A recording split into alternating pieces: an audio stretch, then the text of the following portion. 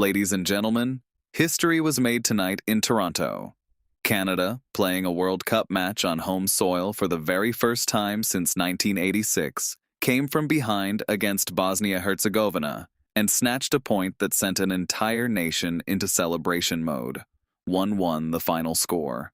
But this match, this dramatic, tense, edge-of-your-seat encounter, was so much more than a draw.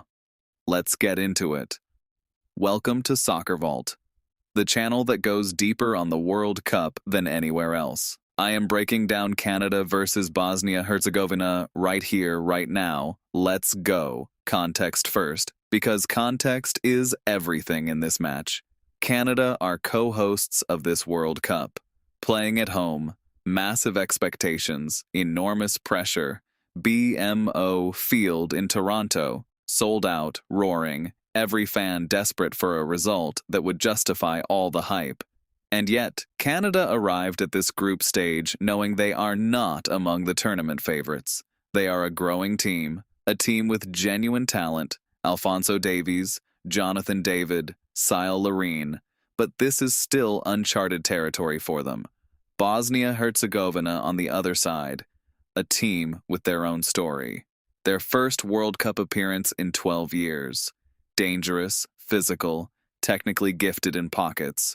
And they came here to cause an upset. The first half belonged to Bosnia.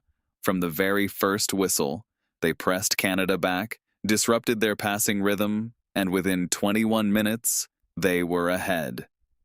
Lukic, a name that most Canadian fans had never feared before this night, met a delivery in the box and sent a low, precise finish into the back of the net. His first ever international goal. And what a stage to score it on. Canada were rattled, the crowd was deflated, and Bosnia looked absolutely comfortable sitting on that lead.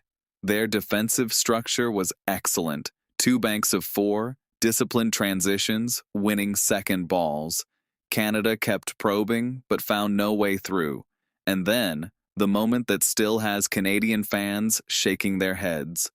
Cyle Larin broke down the right flank, skipped past his man, and drilled a cross that caught a deflection off Kolasinac and crashed into the crossbar.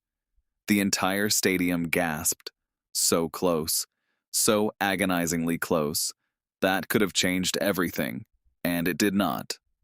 Let me break down why Canada struggled in the first half. 3 things went wrong. 1. They were too slow in transition. Bosnia sat deep and compact, and Canada kept recycling laterally instead of driving forward. 2. Their service into the box was poor. The crosses were too close to the goalkeeper, too predictable. And 3. Crucially, they allowed Bosnia to win the midfield battle. Bosnia's physical presence in the center of the park dominated possession in dangerous areas, and Canada had no answer for it. But then came the second half, and Canada's coaching staff made the move that changed this game. Cyle Larin came off the bench, and from the moment he entered, the dynamic shifted completely. Larin is a striker who makes things happen.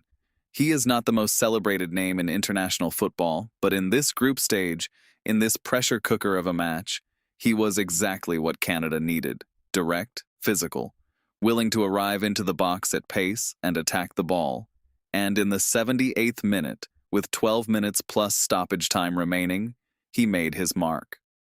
Assisted by Jonathan David, a brilliant, clever through ball that carved open the Bosnia defensive line, Larin timed his run to perfection, stayed onside, and buried it. 1-1. BMO Field absolutely erupted. 40,000 Canadian fans losing their minds in unison. This was a moment that transcended football. A co-host nation, at home, scoring a World Cup equalizer. The roof nearly came off the stadium. Canada held on for the draw. And while it might not seem like much from the outside, 1 point from a draw, this is history. Canada's first World Cup point since returning to the tournament. Their first World Cup result on home soil. Their players ran to every corner of the pitch. The fans stayed long after the final whistle, singing, chanting. Jonathan David wiped tears from his eyes at full time. Cyle Larin was mobbed. This team gave their country something to be genuinely, deeply proud of. Here is my hot take, and I want to push back on any narrative that says this was a disappointing result. I keep hearing people say Canada should have won. Should they? Bosnia-Herzegovina are not a pushover. They are organized, dangerous, and they scored first on the biggest stage they have seen in over a decade. A draw against Bosnia is a perfectly respectable result for a co-host making their World Cup statement match. The standard needs to reflect reality, not hype. And I want to say something about what this moment means beyond the football. Canada has struggled to establish itself as a football nation for decades. The game has always played second fiddle to ice hockey, to basketball, but tonight, 40,000 fans at BMO Field, shaking the stadium, refusing to go home after the final whistle, that is a country falling in love with football in real time. The World Cup coming to Canada is not just a tournament, it is a cultural shift. And results like this, dramatic, hard-fought, emotional, are exactly what cements that shift permanently. That said, Canada must get a result against their next group opponents. 1 point is a foundation. It is not enough to qualify, they need wins, and they need them soon. The pressure will intensify from here. Looking ahead, Bosnia-Herzegovina now face a must-win situation in their second group game. They were close to taking all 3 points tonight. If they had held on, they would be in a dominant position in Group B. Now they find themselves looking over their shoulders. And for Canada, the next match is the defining one.